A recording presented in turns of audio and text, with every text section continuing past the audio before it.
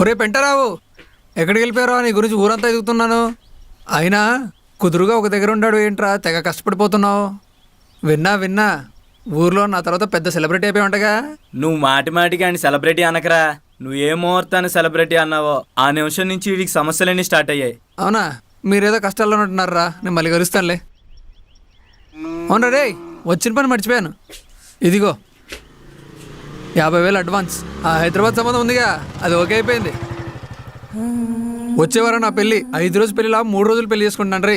ఈ 3 రోజులు ఏ కొంపలో కొంపటి వెళ్ళడానికి వీల్లేదు. ఇదిగో తీసుకో. నీ పెళ్ళి అయితే నాకేది డబ్బులు ఇస్తున్నావురా? ఒరే మా అమ్ముందిగా, పెళ్ళికి కావాల్సిన సామాన్లన్నీ నీ దగ్గర తెప్పిమంది. ఊర్లో ఎక్కడ చూసినా నీ పేరేరా. జాగ్రత్త చూసుకోర్రే, హైదరాబాద్ నుంచి ఫ్రెండ్స్ వస్తున్నారు. తీసుకోరా బాబు తీసుకో.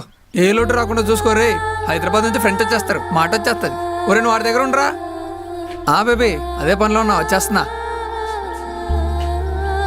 చూసావా, కూటికి లేనోడి ఇంటికి కనక మహాలక్ష్మి కాలింగ్ బెల్ కొట్టి మరీ వచ్చినట్టుంది మన పరిస్థితి. ఏం టైమింగ్ రా బండగాడిది. సరేరా పద, పంచాయతీకి వెళ్దాం.